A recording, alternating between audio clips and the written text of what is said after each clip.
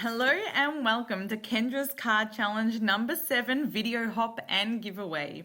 The 15 crafters participating in today's hop will each be sharing a different sketch from Kendra's Card Challenge number 7, and there is a huge giveaway that is open to international crafters that you have a chance of winning. Hi everyone, it's Steph here from Chaos in the Craft Room. Thank you so much for joining. Today I will be sharing sketch number 7 from Kendra's Card Challenge number 7, so lucky number 7. As today's video hop has a giveaway, please take the time to comment and subscribe at each stop along the way. In the description box below, you will find details of how you can enter and also the next lineup for this video hop, who is Sa, who's an extremely humorous and fun crafter to watch. We would love you to take the time to watch all the videos in this video hop, and we love reading your comments. To help you find all the videos in this hop, you can search for the hashtag shown below. If you like this video, please hit the like and subscribe button, and let's get started. So the papers I chose were to use the Paper Rose Dad's Shed 6x6 paper pack, and they are all double-sided, so very helpful for Kendra's card challenge, as she does say we can flip them over at any time point if we prefer the pattern on the other side. And once I've chosen my pattern papers that I wanted to use, I also find some plain cardstock that match those colours. And the other really helpful thing with this paper pack is that it does come with some sentiments that I can cut out as well that match the style of the paper. So for sketch number 7, we have 3 strips of paper that we need to cut down to 3 flags. Now, to make sure that the flags are cut evenly, what I do is I measure ½ an inch up from the bottom of the piece of paper, and then I measure the width of the paper and put a dot in the center of that at the height that I want the flag cut out to go to. So then I can just use my scissors and cut from each corner to the dot that I've put on the paper. And because this paper was quite dark, I found I couldn't see it with a grey lead, so I've used my white gel pen. And that does actually just wipe off quite easily. It doesn't dry straight away if there is any dots left on the paper that I don't want on there. And keep those leftover triangles because you can always use them on another card like I have. So keep an eye out for that card as well that I'll post very soon. And I've had quite a few requests of how to make masculine style cards. So I wanted to use this paper pack because this paper pack I found was very suitable for the males in my life to make cards for.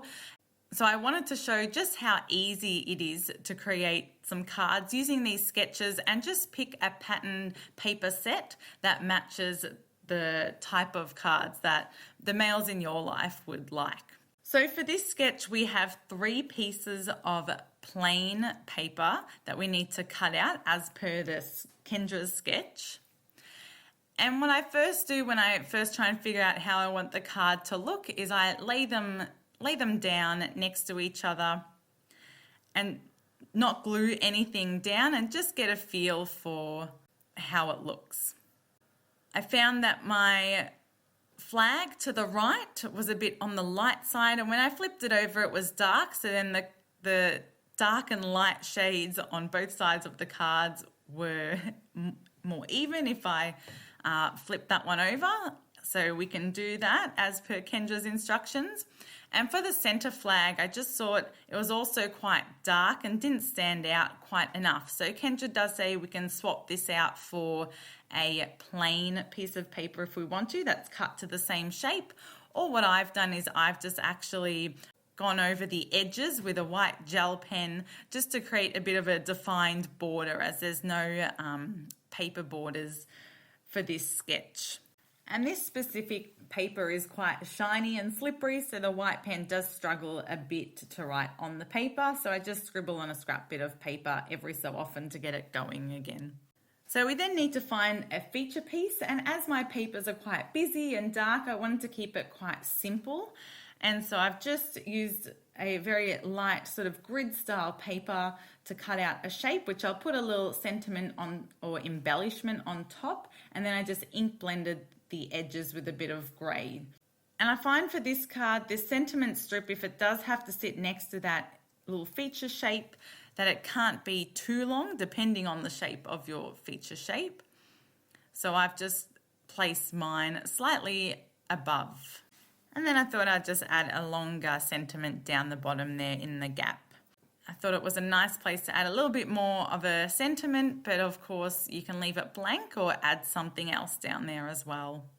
For the glue, I'm using an alcohol-based glue, and that's just because it dries quickly and it doesn't warp the paper because it's not water-based. So this is one of my favorite glues to use, except for little embellishments. I find it's a bit too thick for that. I do have a separate video on the different glues that I use for card making, so feel free to check that out as well. I also love using Kendra's sketches for a scrapbook challenge. So I've created a video on how I've done this for Kendra's card challenge number 6. So feel free to check that out if you're a scrapbooker as well. And I'll also be creating one for Kendra's card challenge number 7. So watch out for that one. And to finish off the card nicely, I've just die cut a motorbike out of plain paper and heat embossed it to make it stand out a bit more and blend in with the card.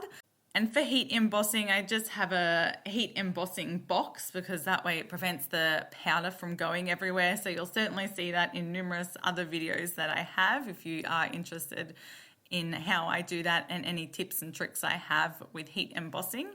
And in addition to the giveaway you can try and win from this video hop, there are also $400 worth of prizes that you can try and win by submitting your cards that you've created for Kendra's card challenge number 7 on her Facebook page. So I highly recommend you do that as well. And they are some great sponsors. And of course, we love to see the cards that you create as well with these challenges, as everyone has a really fun spin on the challenge and uses different papers. And this is my final card. So I absolutely love this card sketch from Kendra. In the description box below, you'll be able to find links to the free PDF and other important information. Thank you so much for watching today. If you like this video, please hit the like and subscribe button, and I can't wait to see what you create.